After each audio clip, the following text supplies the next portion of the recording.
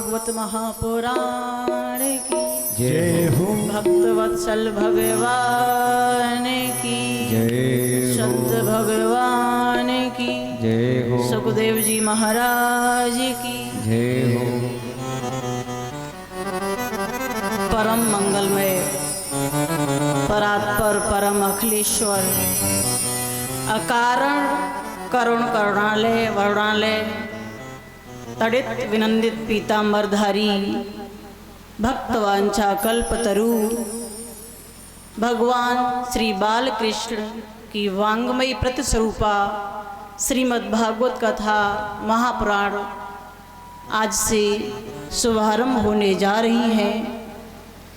आप और हम सभी बड़े ही सौभाग्यशाली हैं कि आज से हम सभी मिल करके गोविंद के गुणगणों में आज से गोता लगाएंगे, क्योंकि प्रभु की कथा भाग्य से नहीं सौभाग्य से श्रवण करने के लिए मिलती है। कहा है भाग्योदय न बहुजन्म समर्जिते सत्संगम चलबते पुरुषो यदावे। जब अनेक जन्मों के पुण्य उदय होकर के आते हैं तब गोविंद की कथा हमें श्रवण करने के लिए प्राप्त होती है, मिलती है। एक जन्म के नहीं महाराज, अनेक जन्मों की। इसका मतलब आज क्या है कि हमारे अनेक जन्मों के पुण्य उदय होकर के आज आए हैं। ऐसा सु अवसर आज हमें प्राप्त हुआ है हमारे अनेक जन्मों के पुण्यों के कारण, जिससे कि गोविंद की कथा आज हमें श्रवण करने के लिए आपके गांव गामरी में मिली है। जिस कथा के लिए देवता भी तरस जाएं, वो कथा आज हमें श्रवण करने के लिए मिली है।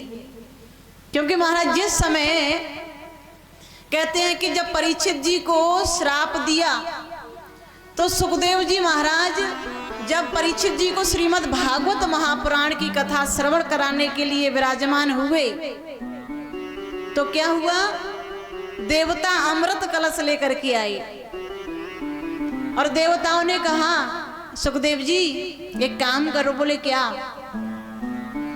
कि ये कीजिए कि ये जो अमृत हम लेकर के आए हैं ये परीक्षित जी को पिला दो, ये अमर हो जाएंगे, और ये भागवत कथा अमृत हमें पिला दीजिए।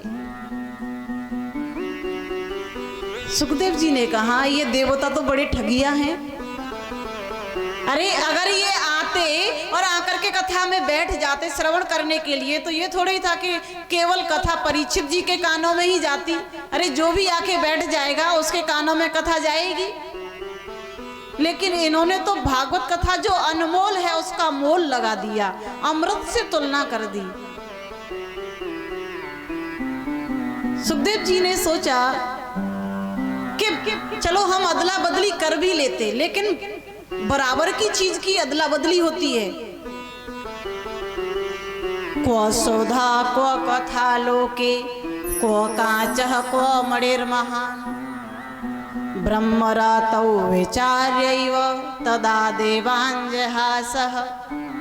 अदला बदली कर लेते, लेकिन कहाँ तो कांच की, अगर कांच की कोई वस्तु हो और अगर कोई मणि लेकर के आए और कोई कांच लेकर के आए और बोले कि ये कांच ले लो, ये मणि हमें दे दो, तो कांच और मणि में कोई बराबरी नहीं है, उसकी अदला बदली कोई क्यों करेगा? अदला बदली उसी की होगी जो बराबरी की हो। लेकिन ये जो अमृत है इसकी भागवत कथा अमृत से कोई बराबरी नहीं है, क्योंकि पुनरपि जन्मं पुनरपि मरणं पुनरपि जननी जठरे शयनम्। जब तक भागवत कथा अमृत का पान नहीं करोगे बार बार जन्मना पड़ेगा, बार बार मरना पड़ेगा। इसलिए अमृत के लिए मना कर दिया। अब देवताओं को बुरा लगा, वो सीधे पहुंच गए ब्रह्मा जी के पास। देवताओं ने कहा ब्रह्मा जी सुखदेव जी महाराज ने हमें कथा श्रवण कराने से मना कर दिया है। ऐसा क्या है श्रीमद् भागवत कथा में जो हमें श्रीमद् भागवत, हम देवताओं को श्रीमद् भागवत कथा श्रवण कराने के लिए मना कर दिया है। ब्रह्मा जी ने कहा कोई बात नहीं देवताओं, चिंता क्यों करते हो, 7 दिन की बात है, 7 दिन बाद रिजल्ट तुम्हारे सामने होगा। परीक्षित की क्या गति होगी भागवत कथा के श्रवण करने से, ये तो तुम खुद ही देख लेना। और जैसे ही महाराज 7 दिन हुए हैं तो राज्ञो मोक्षम तथा वीक्षम पुराधातापि विस्मितः सत्यलोके तुलांग बद्ध्वा तौलयत् साधनान्यजः। देखा कि परीक्षित जी को 7वें दिन श्रीमद् भागवत कथा के श्रवण करने से मोक्ष की प्राप्ति हो गई। तभी ब्रह्मा जी ने एक तराजू मंगाया, आश्चर्यचकित हो गई। एक तराजू मंगाया और उस तराजू में जितने भी धर्म ग्रंथ थे एक पलड़े में रखे, दूसरे में श्रीमद् भागवत महापुराण को रखा है। और जैसे ही ब्रह्मा जी ने तराजू को उठाया तो जितने सारे धर्म ग्रंथ एक पलड़े में रखे थे वो सब उठ गए और भागवत जी का पलड़ा इतना भारी कि वो जब वहीं पर रखा रहा। तब कहा ब्रह्मा जी ने, अरे देवताओं, ये श्रीमद् भागवत कथा कोई पुस्तक नहीं है, ये साक्षात मेरे बाल कृष्ण भगवान का वांग्मय स्वरूप है। क्योंकि जब भगवान परम धाम गए तो भक्तों के उद्धार के लिए श्रीमद् भागवत कथा के रूप में कलयुग के प्राणियों के उद्धार के लिए विराजमान हो गए। इसलिए श्रीमद् भागवत महापुराण कोई साधारण ग्रंथ नहीं है। बोलिए श्रीमद् भागवत महापुराण की जय हो। वही आज भाग्य, वही पुण्य आज हम लोगों के उदय होकर के आए हैं। तो हम सभी भी इस पावन गंगा में, गोविंद के गुण रूपी पावन गंगा में 7 दिन गोते लगाएंगे। महाराज, जैसे हम सभी आज यहाँ पर विराजमान हैं तो श्रीमद् भागवत सबसे पहले हमें जानना होता है कि भागवत कथा के श्रवण करने से हमने जान लिया कि कभी कभी देवता भी वंचित हो जाते हैं। क्योंकि कहा है, बड़े भाग मानुष तन पावा, बड़े भाग मानुष तन पावा, सुर दुर्लभ सब ग्रंथन गावा, सुनि दुर्लभ सजे ग्रंथ गावा, साधन धाम मोक्ष कर द्वारा, साधन धाम मोक्ष कर द्वारा, पाहे न जेहि पर लोक संहारा, पाहे लगे पर लोक सिधारा, पाहे न जेहि पर लोक संहारा, पाहे लगे पर लोक सवारा। बड़े भाग मानुष तन पावा। ये शरीर ना हमें बड़े सौभाग्य से प्राप्त हुआ है। क्योंकि मानव योनि में आना यानी कभी कभी मनुष्यों से देवताओं को भी जलन होने लगती है। पता है क्यों? इसलिए होती है कि देवताओं को भगवान के जन्मोत्सव में सिर्फ एक बार शामिल होने का अवसर प्राप्त होता है। जब परमात्मा अवतार लेकर के आते हैं तब देवता उसमें शामिल होते हैं। लेकिन हम मृत्युलोकवासी कैसे हैं कि चाहे जब श्रीमद् भागवत कथा कराओ और भगवान का जन्मोत्सव चाहे जब मनाओ। भगवान के विवाह में देवताओं को एक बार शामिल होने का अवसर प्राप्त होता है, लेकिन हम लोगों का सौभाग्य है कि भगवान की भागवत कथा कराएं, राम कथा कराएं और प्रभु के विवाह में शामिल हो जाते हैं। तो कभी कभी देवताओं को भी हमसे जलन होती है। इन मनुष्यों को देखो, इनका कैसा सौभाग्य है, जब चाहे परमात्मा का अवतार जन्मोत्सव मनाने लगते हैं, जब चाहे परमात्मा का विवाह करने लग जाते हैं। ऐसे आनंद हमें तो नहीं मिल रहे। बड़े भाग्य मानुष तन पावा, सुर दुर्लभ सब ग्रंथने गावा। और साधन धाम मोक्ष कर द्वारा, ये साधन है। जब तक हमारे पास कोई साधन नहीं होता है तो हम किसी भी प्रकार की कोई सिद्धि प्राप्त नहीं कर पाएंगे, कुछ नहीं कर सकते।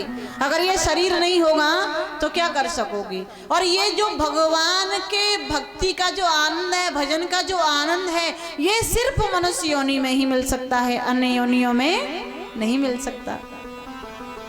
एक व्यक्ति बड़ा दुखी हो गया गरीबी से, ध्यान दीजिएगा, गरीबी से बहुत दुखी हो गया और उसने सोचा कि मैं आत्महत्या कर लेता हूं महाराज।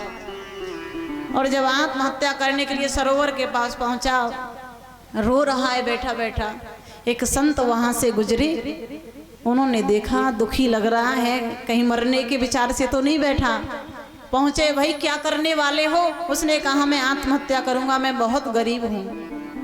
क्योंकि नहीं दरिद्र सम दुख जग माही, और संत मिलन सम सुख जग नाही।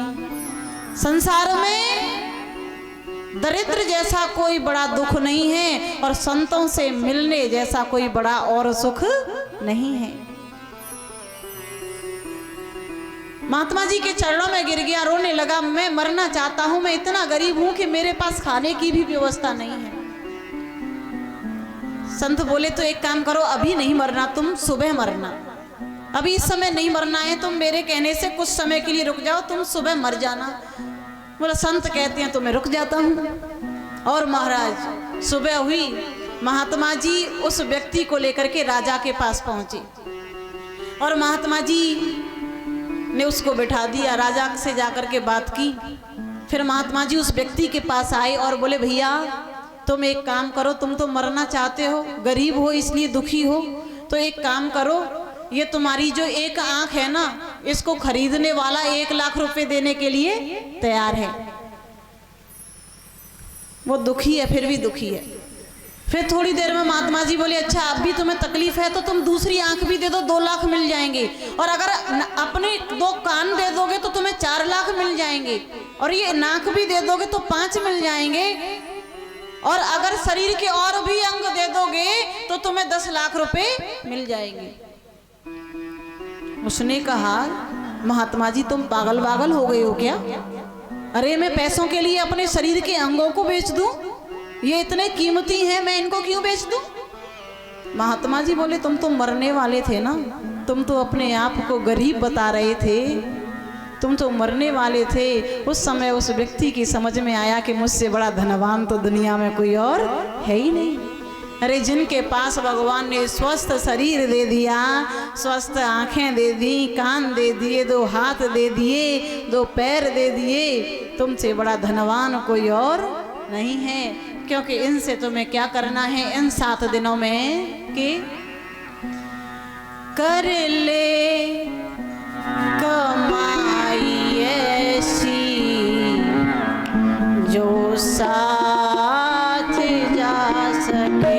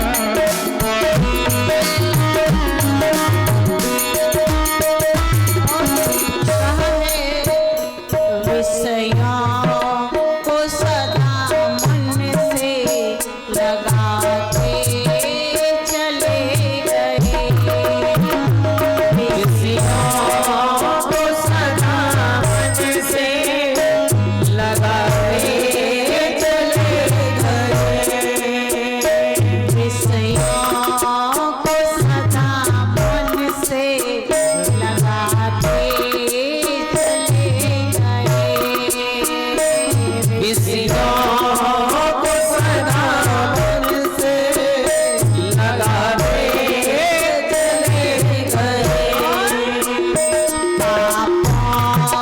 का बोझ सर पे उठाते चले गए।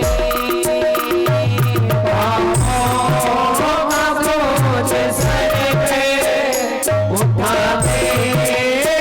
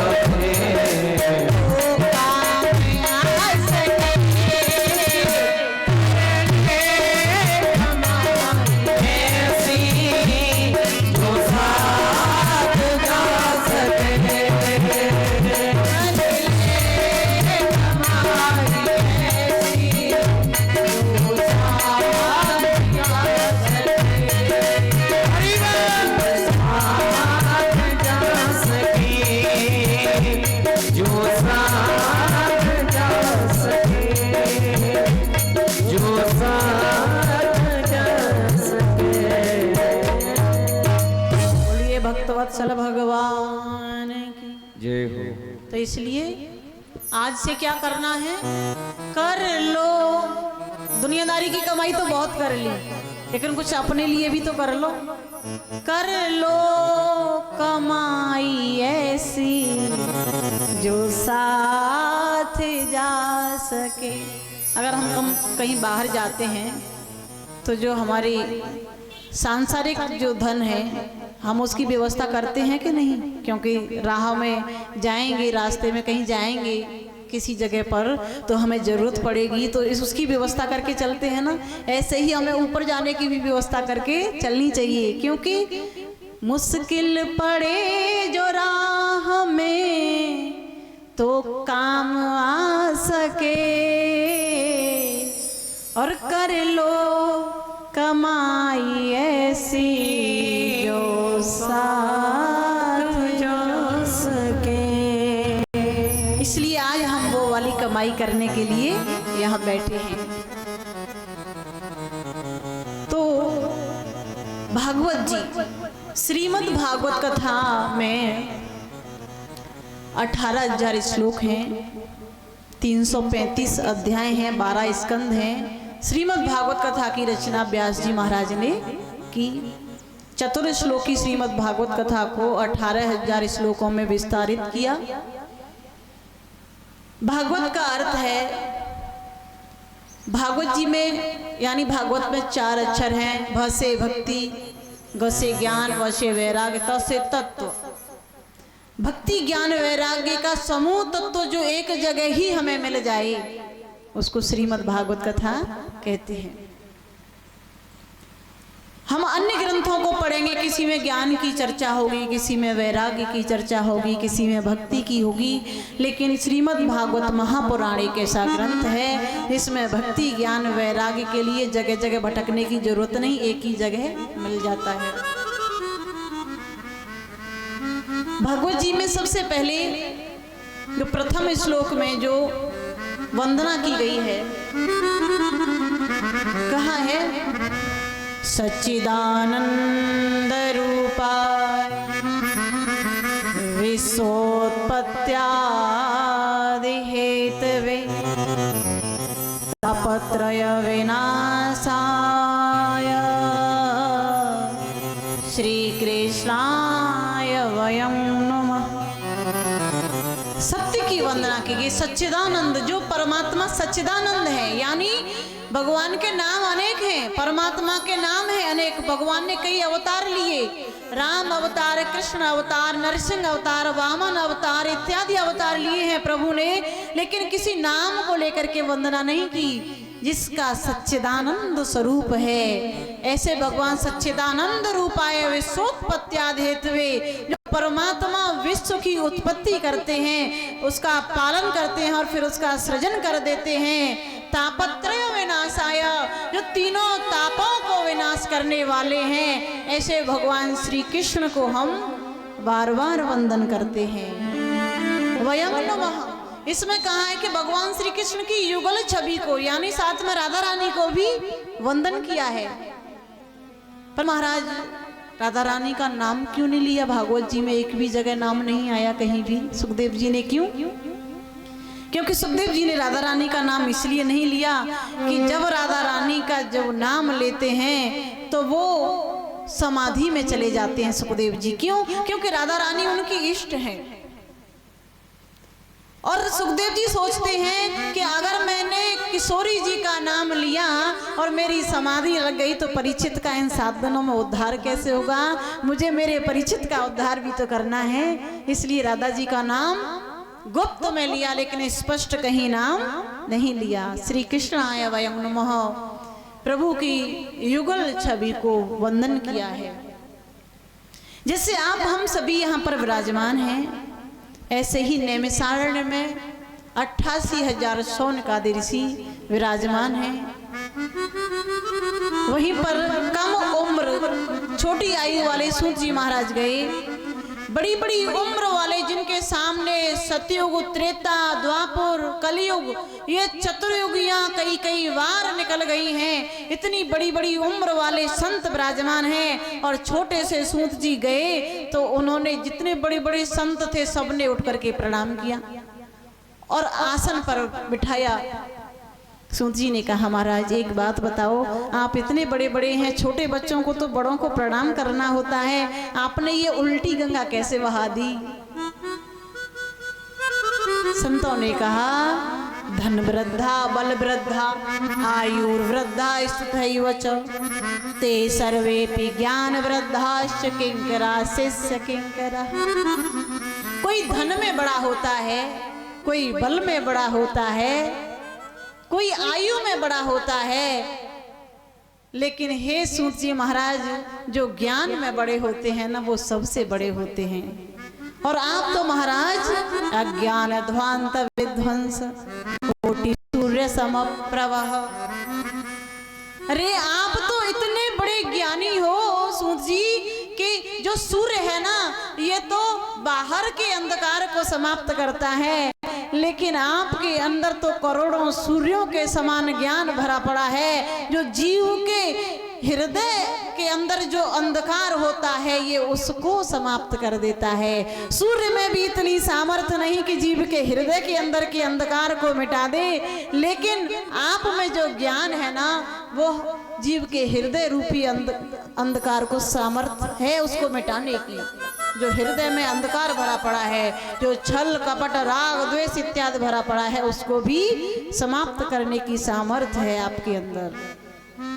सूत जी ने कहा, तो अच्छा बताइए कि आप इतने परेशान क्यों हो? संतों ने कहा, मुख्य जो प्रधान श्रोता है वो शौनक ऋषि वहां पर विराजमान हैं, अन्य 88 जो 1000 ऋषि हैं सभी शामिल हैं। उनका एक ही प्रश्न है, यज्ञ किए, जप किए, तप किए, सब कुछ कर लिया, लेकिन आज तक जो शांति मिलनी चाहिए, जिस परमात्मा की खोज हम कर रहे हैं वो नहीं मिल पाई।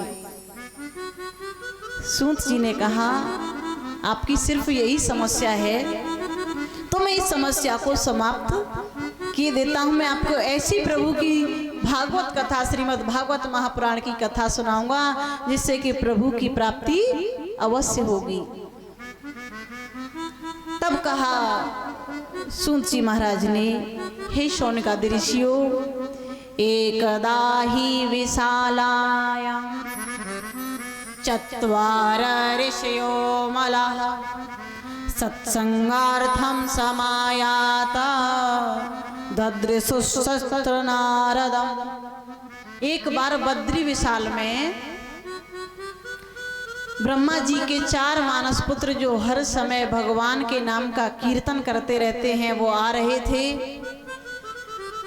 उन्होंने उसी समय जब आ रहे थे, उनका सिर्फ एक ही काम है, जो सनत कुमार हैं उनका सिर्फ एक ही काम है कि वो हर समय भगवान के नाम का जाप करते रहते हैं, क्योंकि उनके जीवन का धन सिर्फ वही है, सिर्फ प्रभु के नाम संकीर्तन ही उनका जीवन धन है। लेकिन आज भ्रमण क्यों कर रहे हैं? क्योंकि उनके दिल में सत्संग की चाह है, और सत्संग एक जगह नहीं मिलता, वो तो जगह जगह जा करके श्रवण करना पड़ता है, संतों से मिलना पड़ता है।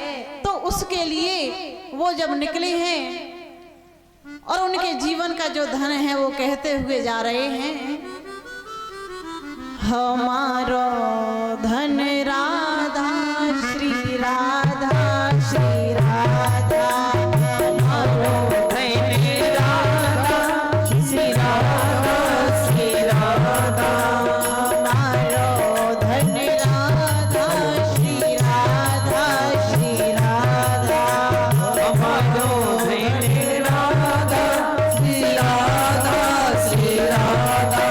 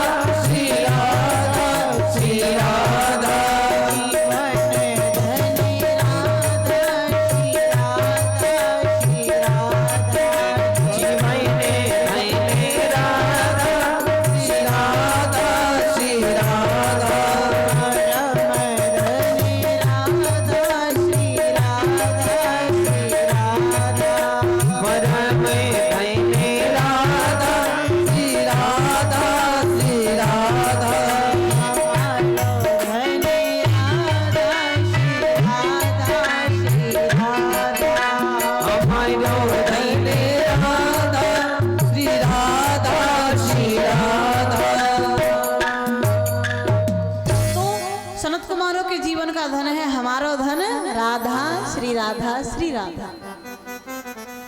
चलते हुए जा रहे हैं बद्री विशाल में, वहीं पर उन्होंने देखा नारद जी को, और नारद जी बड़े उदास हैं, चिंता में हैं।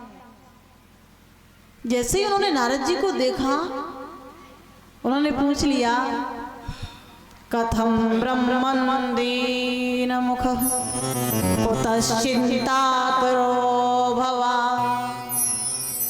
त्वरितं गम्यते कुत्र कुतश्चागमनं तव।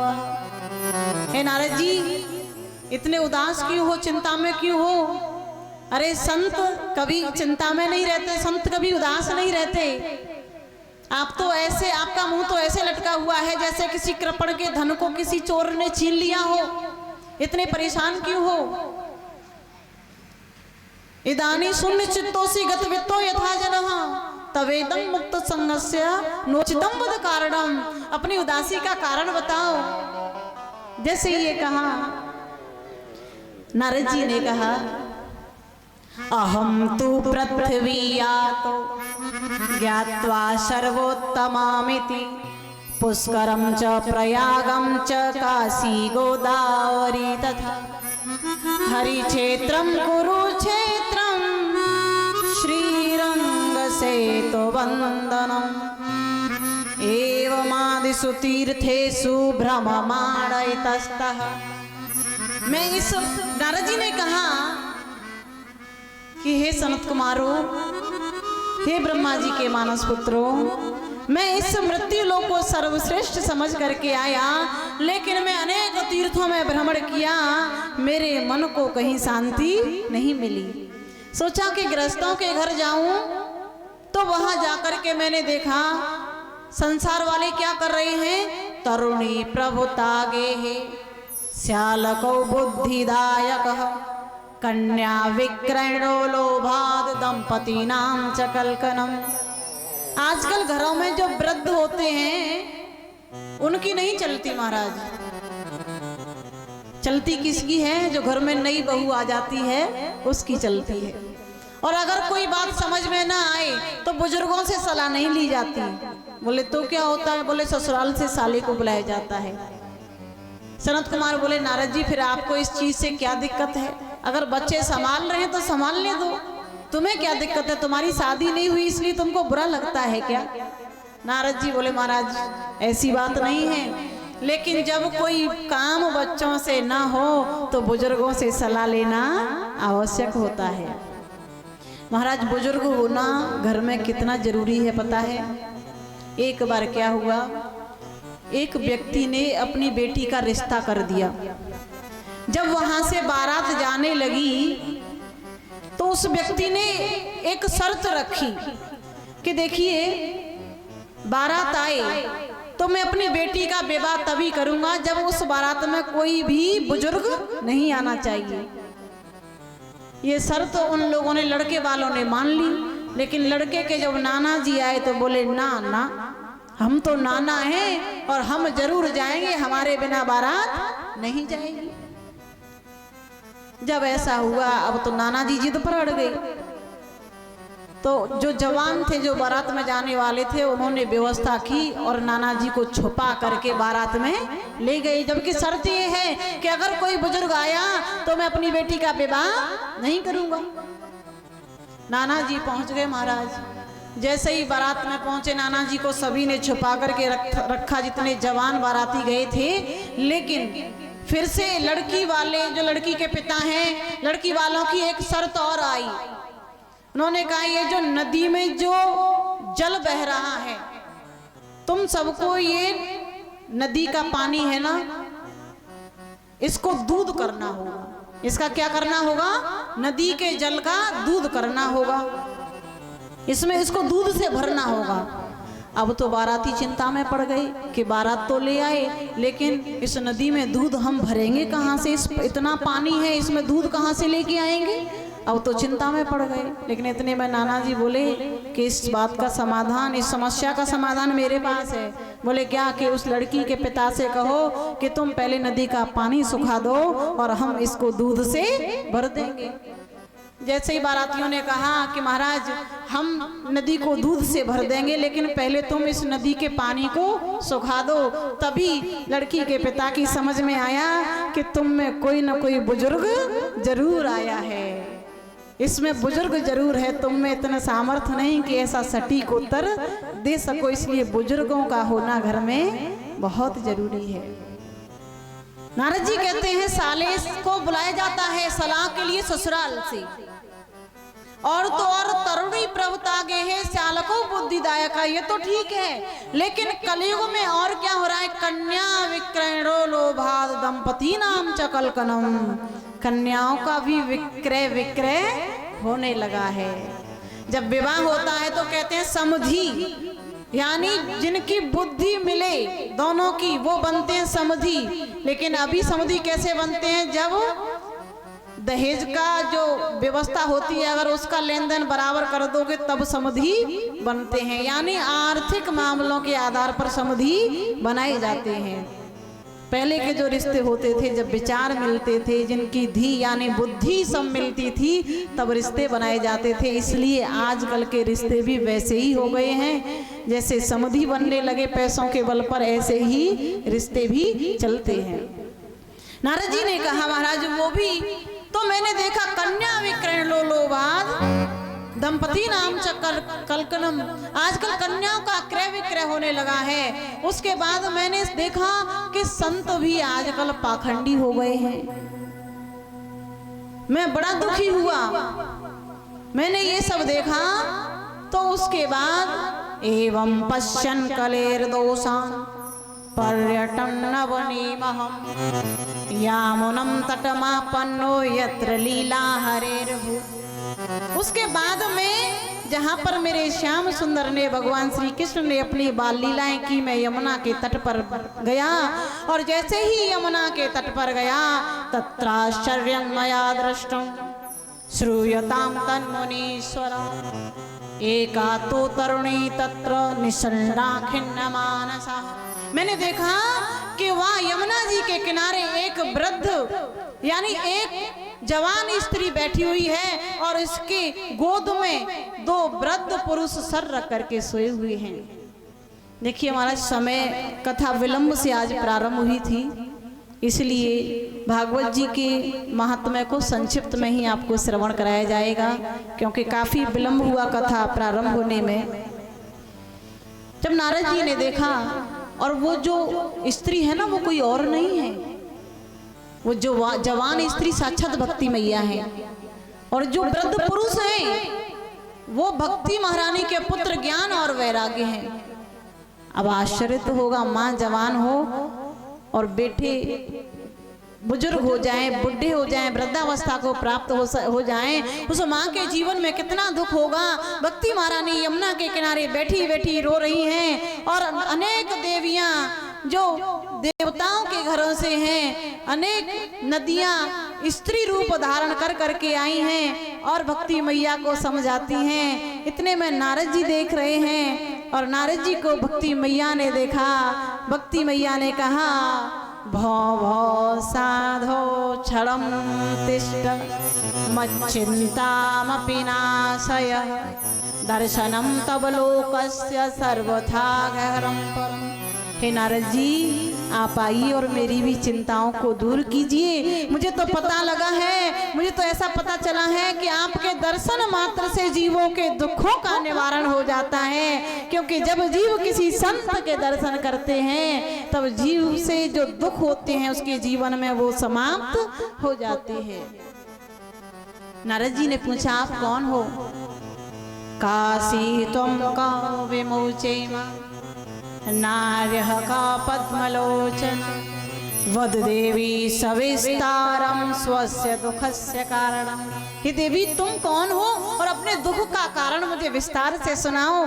तब भक्ति मैया ने कहा, अहम भक्ति रीति ख्याता एमो में तौ यो मतो ज्ञान वैराग्य नामानो काले योगे न जर्जरो। मेरा नाम भक्ति है, ये मेरे पुत्र ज्ञान वैराग्य हैं, ये कलयुग की वजह से वृद्ध हो गए हैं। भक्ति मैया ने अपना पूरा जन्म से लेकर के अब तक का सफर बताया। उत्पन्ना द्रविड़े साहम वृद्धि कर्नाटके गता क्वचित क्वचिन महाराष्ट्रे गुर्जरे जनताम गता। भक्ति मैया ने कहा, मेरा प्राकट्य द्राविड़ देश में हुआ। याद रखिएगा, भक्ति महारानी का प्राकट्य कहाँ हुआ? द्राविड़ देश में। वृद्धि कर्नाटके गता, कर्नाटक में मैं बड़ी हुई। क्वचित क्वचिन महाराष्ट्र, महाराष्ट्र में मैं समन्वित हो गई। लेकिन भक्ति मैया जैसे ही अपने पुत्रों को लेकर के गुजरात में आई तो भक्ति महारानी अपने पुत्रों के साथ वृद्ध हो गई। और जब वृद्ध हो गई भक्ति मैया, फिर वहां से भक्ति मैया गुजरात में आकर के वृद्ध क्यों हुई? क्योंकि गुजरात कांचन का लोभी है, और जहां पर लोभ पड़ा हुआ हो वहां पर भक्ति वृद्ध हो जाती है। फिर भक्ति मैया ने कहा कि मैं अपने पुत्रों को लेकर के मैं प्रभु के धाम श्री धाम वृंदावन में आई। और जैसे ही मैं यहाँ आई तो वृंदावनस्य संयोगा पुनस्त्वं तरुणी नवा धन्य वृंदावनम तेन भक्तिर्नृत्यति यत्र च। भक्ति मैया जैसे ही वृंदावन में आई तो आकर के वहां पर भक्ति मैया वृद्धावस्था को छोड़ करके जवान हो गई। ऐसा है श्री धाम वृंदावन। बोलिए वृंदावन बिहारी लाल की जय हो। ओ वृंदावन। कौन कौन चलना चाहेंगे वृंदावन? सभी। जहां पर आकर के भक्ति मैया भी जवान हो गई और नाचने लगी और कहती है क्या? ओ वृंदावन जाने को जी चाहता है, वृंदावन जाने को जी चाहता है, वृंदावन जाने को जी चाहता है, वृंदावन जाने को जी चाहता है, राधे राधे गाने को जी चाहता है, राधे राधे गाने को जी चाहता है। अगर वृंदावन जाना है तो वृंदावन जाते समय पैदल भी चलना पड़ेगा, पैसा भी खर्चा करना पड़ेगा, लेकिन गामरी में बैठे बैठे वृंदावन कैसे पहुंचेंगे? कहते हैं मन चंगा तो खटोटी में गंगा। आप शरीर से वृंदावन पहुंच जाओ, मन आपका गामरी में लगा हो तो वो वृंदावन जाना नहीं हुआ। लेकिन आपका शरीर यहाँ भले ही हो और जाकर के अभी आप वृंदावन पहुंच जाएं, इसलिए हमें मन से अभी वृंदावन पहुंचना है और सभी चलेंगे। और क्या कहते हुए जाएंगे? वृंदावन जाने को जी चाहता है, वृंदावन जाने को जी चाहता है, राधे राधे गाने को जी चाहता है, राधे राधे गाने को जी तालियों की सेवा करते हुए श्री राधे।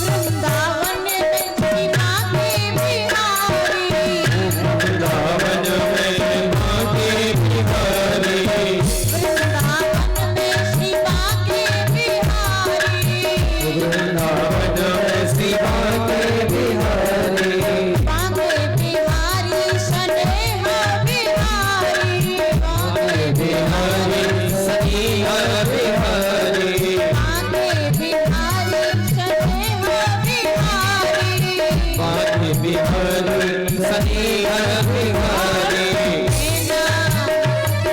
नैना लड़ाने को जी चाहता है, नीला नयने को जी चाहता है,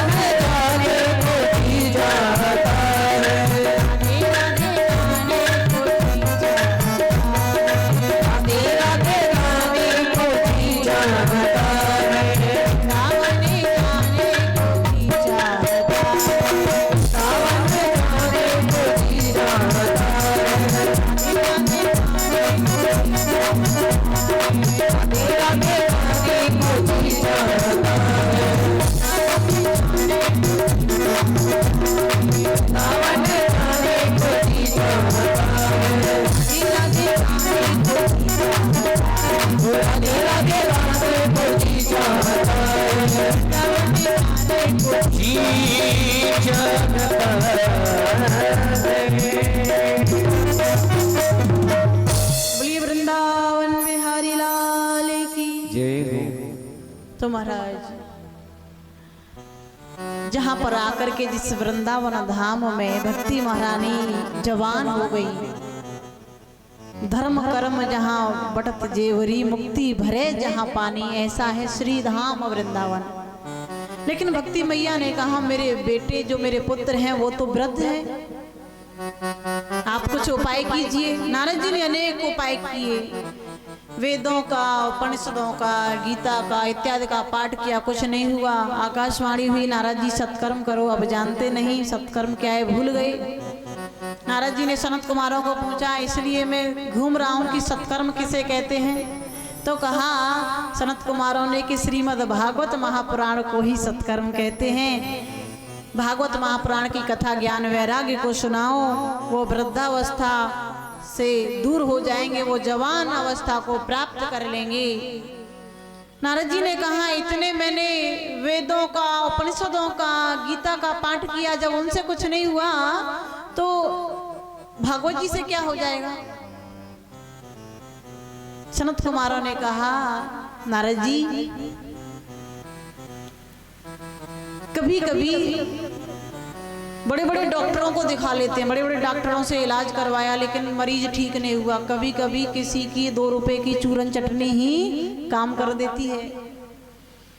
लेकिन ये भागवत महापुराण तो समस्त शास्त्रों का सार है।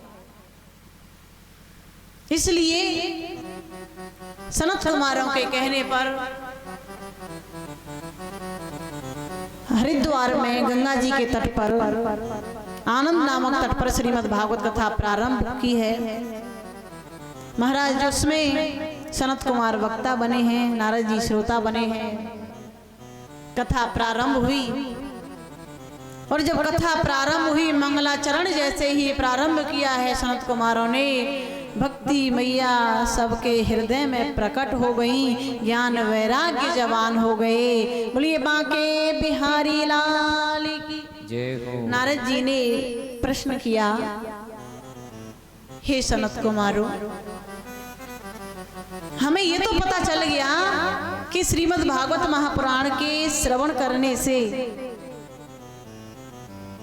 ज्ञान वैराग्य की वृद्धावस्था दूर हो गई, जवान हो गई। लेकिन जो जीव पाप करते हैं, नरक में चले जाते हैं, जो जीव पाप करता है नित्य निरंतर, उसका उद्धार कैसे होता है, उसकी मुक्ति कैसे होती है। तो कहा सनत कुमारों ने, अरे नारद जी, ये मानवाः पाप कृतस्तु सर्वदा सदा दुराचारता विमार्गाः क्रोधाग्निदग्धाः कुटिलाश्च कामिनः सप्ताह यज्ञेन कलौ पुनन्ति ते। जो जीव नित्य प्रतिदिन सिर्फ पाप करने में ही लगा रहता है, सर्वदा दुराचार करने में लगा रहता है, क्रोधाग्नि दग्धः, जिसका हृदय क्रोध रूपी अग्नि से हर समय जलता रहता है, जो कामियों की तरह भटक काम वासनाओं में लिप्त रहता है, वो भी अगर 7 दिन श्रीमद् भागवत कथा को श्रवण कर ले तो उसका उद्धार हो जाता है। नित्य प्रतिदिन हर समय पाप करने वाले को भी अगर श्रीमद् भागवत महापुराण श्रवण करा दिया जाए तो उसका भी उद्धार हो जाता है। और सनत कुमारों ने कहा, जब सूची महाराज सोनकादि ऋषियों को ये कथा श्रवण करा रहे हैं, उन्होंने भी यही प्रश्न किया है। सूची से भी सनत कुमारों ने यही प्रश्न किया कि जो नित्य प्रति पाप में लगे हुए हैं उनका उद्धार कैसे हो।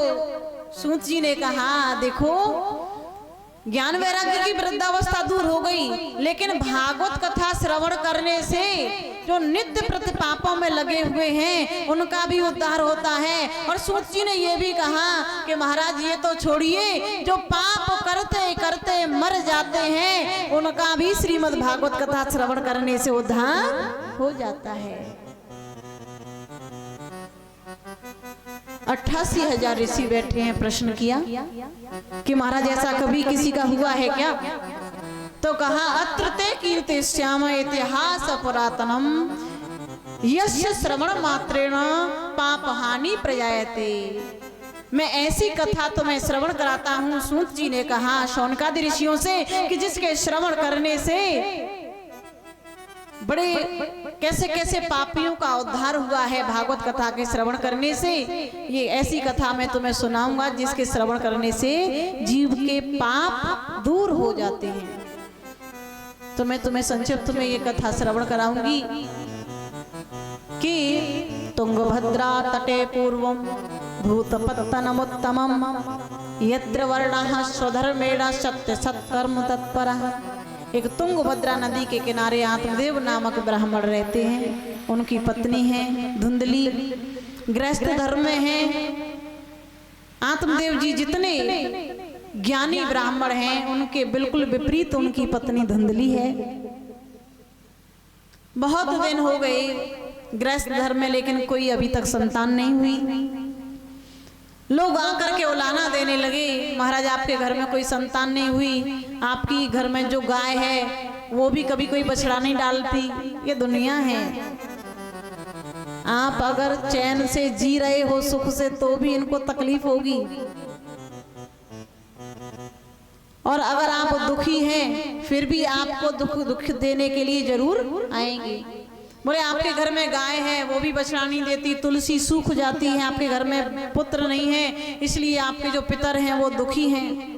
आत्मदेव जी ने कहा जब गृहस्थ धर्म में होके बच्चा नहीं है मैं अपनी आत्महत्या कर लूंगा। जंगल में गए, सरोवर के किनारे बैठे विचार कर रहे हैं। इतने में एक संत उधर से आए और देखा आत्मदेव जी को चिंतित। उन्होंने पूछा कि हे ब्राह्मण देवता तुम दुखी क्यों हो?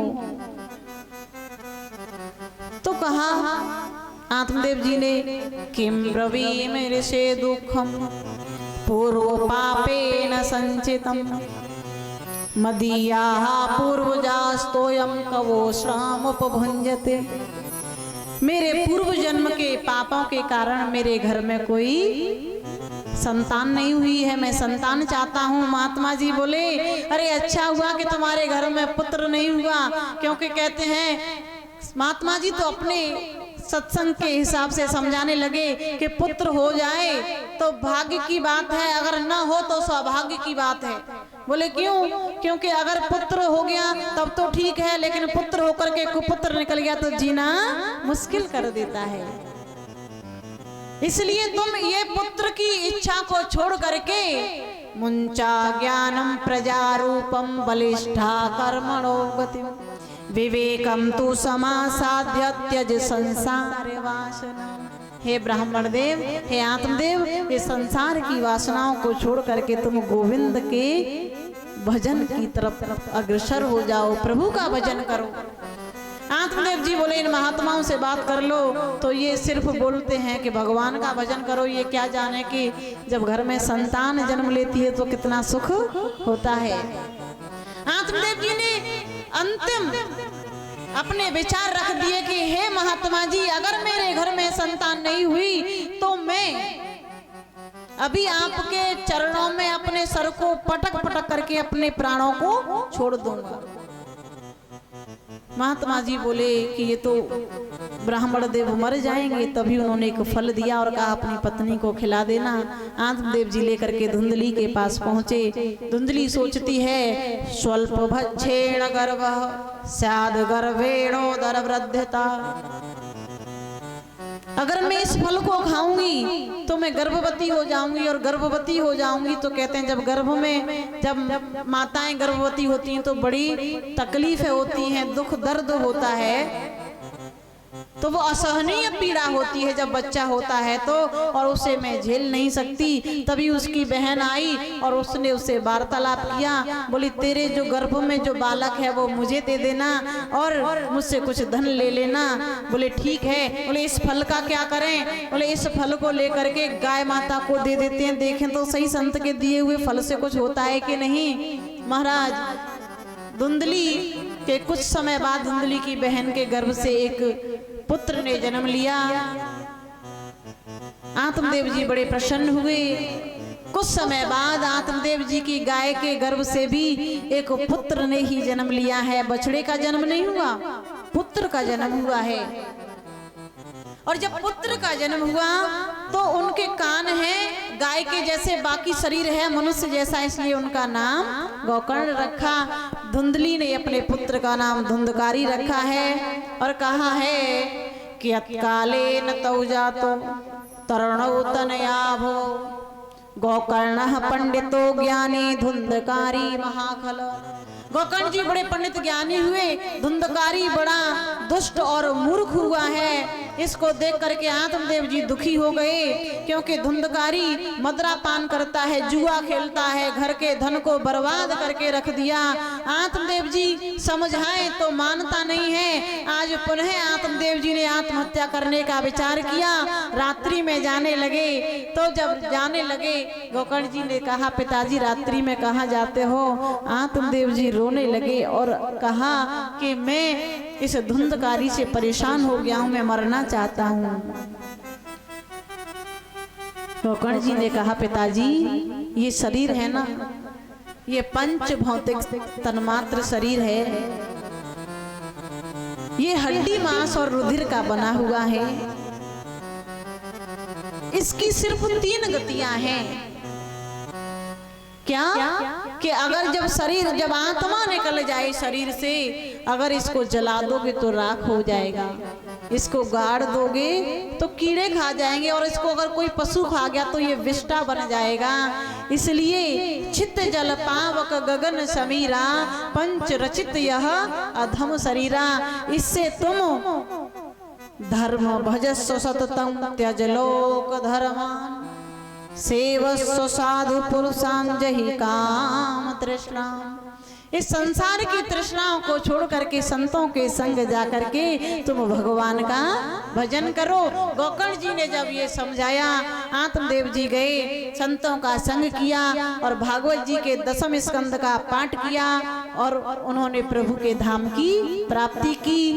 इधर धुंधकारी की वजह से परेशान होकर के धुंधली ने भी एक दिन जाकर के कुएं में गिर करके अपने प्राणों को छोड़ दिया।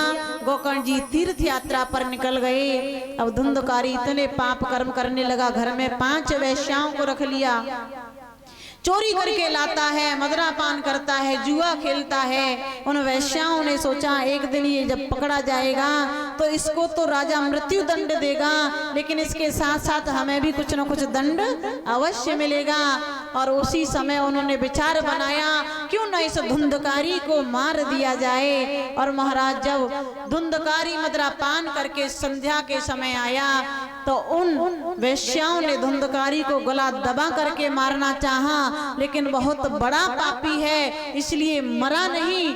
और तभी उन वैश्याओं ने धुंधकारी को 4 पाई पर बांध लिया और तप्तांग रसो मुहांश तन्मुखे ही विचिक्षुप हो अग्नि ज्वालाते दुखे न व्याकुलो निधनम गतः। जलते हुए अंगारों को उन देवियों ने धुंधकारी के मुंह में डाला।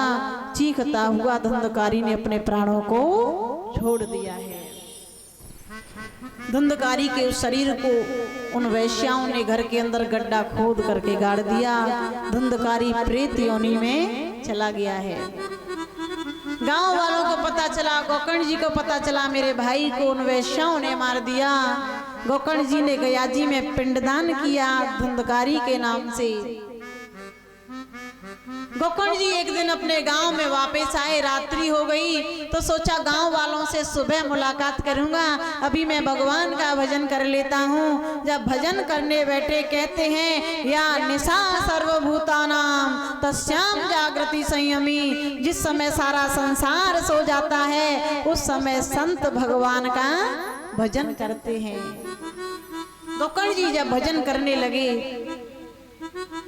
तो प्रेत योनि में गया हुआ धुंधकारी कभी बिल्ली बन करके डराता है, कभी कुत्ता बन करके आ जाता है, कभी गधा बन करके आ जाता है। जो प्रेत योनि में जाता है ना, उसका शरीर बहुत तगड़ा होता है, लेकिन उसका मुंह कहते हैं कि सुई की नोक के बराबर छेद होता है। वो कुछ खा पी नहीं सकता, वो भूख से तड़पता रहता है। गोकर्ण जी ने देखा, अपनी अंजलि से लेकर के जल छिड़का और जैसे ही जल छिड़का तो धुंधकारी बोलने लगा, कौन हो? गोकर्ण जी ने पूछा, कौन हो तुम? तो कहा धुंधकारी ने, अहम भ्राता त्वदीयोऽस्मि धुंधकारी ते नामतः स्वकीयेनैव दोषेण ब्रह्मत्वं नाशितं मया। कहा मेरा नाम धुंधकारी है, मैं तुम्हारा भाई धुंधकारी हूँ, मैंने इतने पाप किए कि मैं प्रेत योनि में चला गया। गोकर्ण जी बोले, भैया मैंने तो तुम्हारे लिए गया जी में पिंडदान किया, फिर भी तुम्हारी मुक्ति नहीं हुई। धुंधकारी ने कहा, गया श्राद्धे सतेनापि मुक्तिर्मेन भविष्यति। गया में तुम 100 पिंडदान भी कर दोगे ना, तब भी मुझ जैसे पापी का उद्धार होने वाला नहीं है। इतने पाप किए हैं मैंने कि 100 पिंडदान करोगे, एक तो क्या 100 से भी उद्धार नहीं होगा। जब ऐसा कहा, गोकर्ण जी ने कहा, तो अभी आप जाइए, हम सुबह तुम्हारे लिए कुछ उपाय करेंगे। सुबह जैसे ही गोकर्ण जी ने सूर्य भगवान की गति को रोक लिया और प्रार्थना की, प्रभु जो बुरे बुरे पाप कर्म करके और प्रेत योनि में चले जाते हैं उनका उद्धार कैसे हो। सूर्य भगवान ने कहा कि उनको श्रीमद् भागवत कथा श्रवण कराइए, तभी उनका उद्धार हो सकता है। जो प्रेत योनि में चला जाए उसका भी उद्धार सिर्फ श्रीमद् भागवत महापुराण से ही हो सकता है। गोकर्ण जी ने अपने गांव में भागवत कथा प्रारंभ की। एक 7 ग्रंथि वाले बांस में आकर के धुंधकारी बैठ गया। पहले दिन की कथा सुनी, पहली ग्रंथि फट गई, दूसरे दिन दूसरी ग्रंथि फट गई, ऐसे ही 7वें दिन 7वीं ग्रंथि फट गई और उससे दिव्य पुरुष का रूप धारण करके धुंधकारी प्रकट हुआ। गोकर्ण जी को प्रणाम किया और धुंधकारी ने क्या कहा, महाराज धन्या भागवती वार्ता प्रेत पीड़ा विनाशिनी सप्ताहोपि तथा धन्य कृष्ण लोक फल प्रदः। धुंधकारी कहता है, धन्य है श्रीमद् भागवत कथा जो प्रेत योनि से भी मुक्ति दिला देती है। और प्रेत योनि से मुक्ति तो दिलाती है लेकिन साथ में ही कृष्ण लोक फल प्रदः, प्रभु श्री कृष्ण के धाम की प्राप्ति भी करा देती है। तभी उस धुंधकारी को लेने के लिए प्रभु के पार्षद आए और धुंधकारी को विमान में बिठा करके ले जाने लगे। गोकर्ण जी ने कहा कि अरे पार्षदों, कथा तो इन सभी ने भी सुनी है, लेकिन स्पेशल धुंधकारी के लिए ही विमान क्यों आया, हमारे लिए क्यों नहीं आया। तब कहा कि कथा सुनने के भी अलग अलग तरीके हैं, यानी श्रोता भी कई तरह के होते हैं। जैसे धुंधकारी ने कथा श्रवण की वैसे किसी और ने नहीं की। कहते हैं कि श्रोता 3 प्रकार के होते हैं, श्रोता, श्रोता और सोता। सोता कैसे होते हैं, ये तो या तो किसी दीवार, खंबे या वृक्ष का सहारा लेंगे, आकर के बैठ जाएंगे। महाराज ऐसी 3 से 4 घंटे की नींद पूरी करते हैं कि घर पे जो नींद नहीं आती है ना, नींद की 4-4 टैबलेट लेने से भी वो भागवत कथा में आकर के बड़ी अच्छी नींद आती है। लेकिन वहां पर जहां बैठते हैं वहां बड़ी शांति रहती है, आराम से बैठे रहते हैं।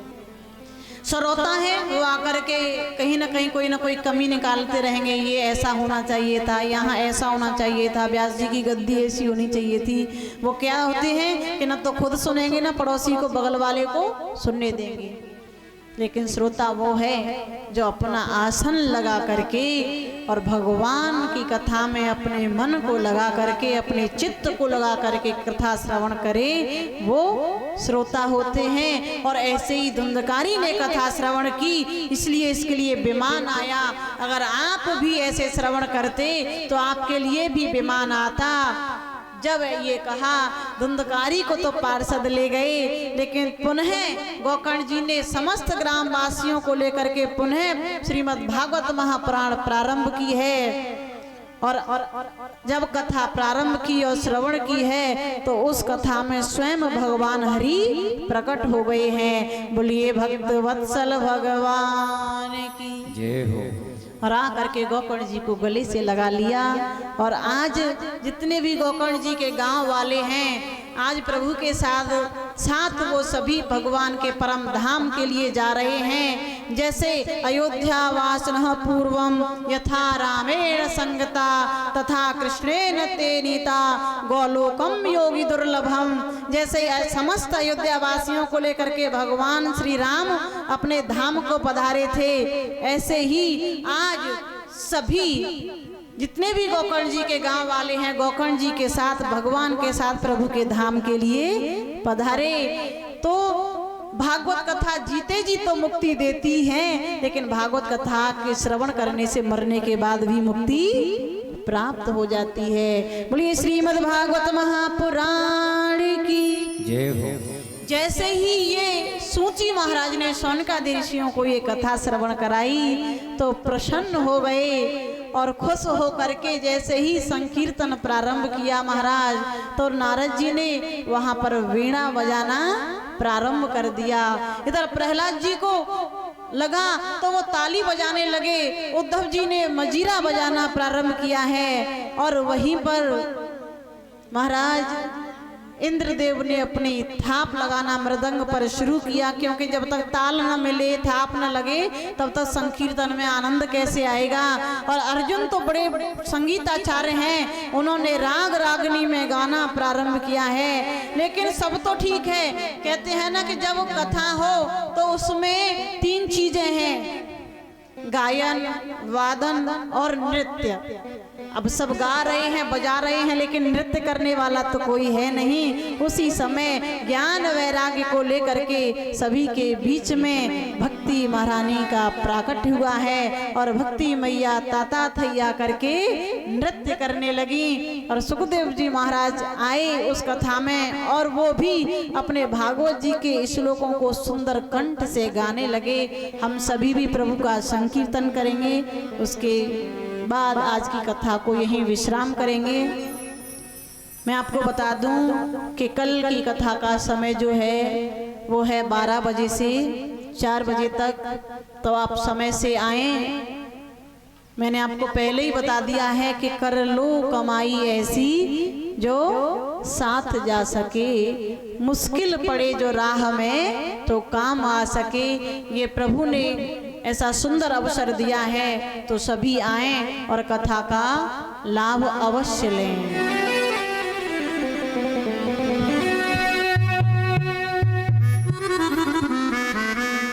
जय जय राधा रमण हरि बोल, जय जय राधा रमण हरि बोल, जय जय राधा रमण हरि बोल, जय जय राधा रमण हरि बोल, जय जय राधा रमण हरि बोल,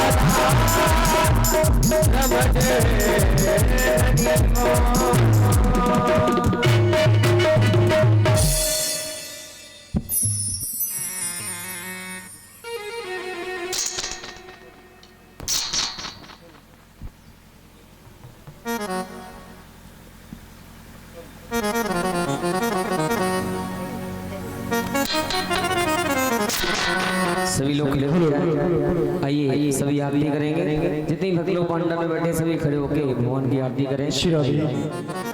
ज्वालाश्वरी नमो नमः। ओम चंद्रमा मनसो जातर्चो सूर्यो जायतः सोता द्वादश पार्श्वमगा दिनरजायतः। और सभी कल से जितनी माता बहने हैं भाई लोग हैं अपने साथ में 4-4 5-5 लोगों को लेके आना। श्री राधे। कल पूजन का हवन का जो समय है ठीक 8 बजे से 10 बजे तक और कथा का समय 12 बजे से लेकर 4 बजे तक। जितनी भी माताएं बहनें कलश वाली बिटियां हैं सभी लोग अपने कलशों पर शाम के समय दीपक धूपबत्ती जलाएंगे और सुबह सभी लोग परिक्रमा करेंगे। आप लोग श्री राधे आरती ले लें। चंद्रमा मनसो जातर्चो सूर्यो अजायत श्रोता द्वादश प्राणस्य मुखादग्निरजायत। सीधी बाके बेगानी तेरी आरती गाओ। बाके बिहारी तेरी आरती गाओ। मोर मुकुट तेरे शीश पे सोहे।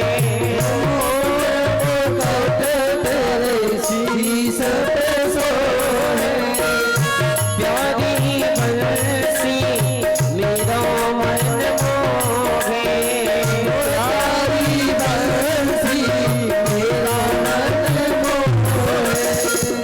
एक चाहे मैं भले भले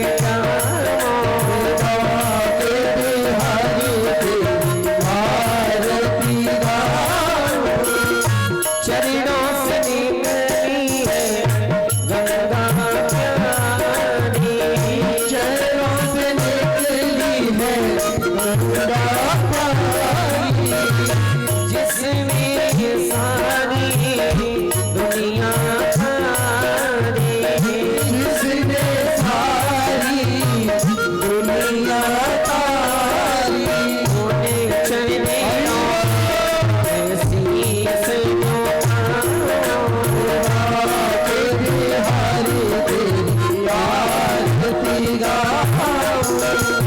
प्यासे अनाथ के नाथ आपो।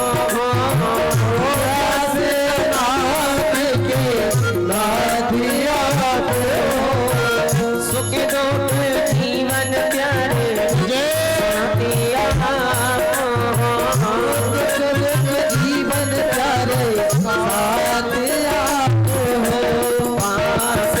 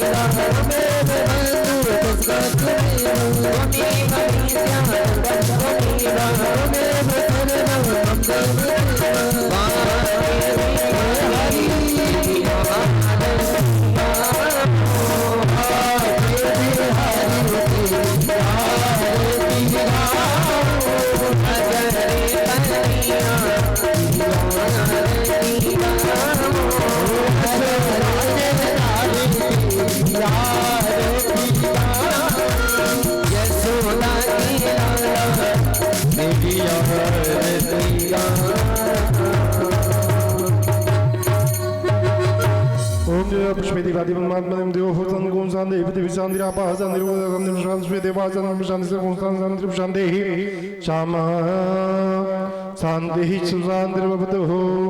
ओम जतनीने ओमय जंत देवस्तानि धर्माणि पतमान्यासन्नः देवनागं विमानः सजन पूर्वे साध्याः सन्त देवाः हरिः ओम एकदन्ताय विद्महे वक्रतुण्डाय धीमहि तन्नो दन्तिः प्रचोदयात् हरिः ओम दासरथ्याय विद्महे कौसल्यासुताय धीमहि तन्नो श्रीरामः प्रचोदयात् श्रीवन्दकामकुलजम्बकपाटलब्जै पुण्णागजातकरवीररसालपुष्पै बिल्वप्रवाल तुलसीदलमञ्जरीवि त्वां पूजयामि जगदीश्वरमेतस्कृत नानासुपुष्पाणि यथाकालत्वानि च पुष्पाणि मेतकालपुष्पाणि भावपुष्पाणि समर्पयामि। बोली भागवत भगवान की जय, बोली हनुमान जी महाराज की जय, बोली बाके बिहारीलाल की जय, बोली व्यास जी महाराज की जय, परीक्षित भगवान की जय, सुखदेव भगवान की जय। धर्म की जनता ने कहा तो बोल लो, धर्म की अधर्म का प्राणियों में विश्व का गौ माता की जय हो, गौ हत्या बंद हो, सत्सातन धर्म की शंभुदेव भगवान की जय हो, जय जय श्री राधे, जय जय श्री राधे, जय जय श्री राधे। नमः पार्वती हर हर हर महादेव शंभो। सभी लोगों को आरती दे दें।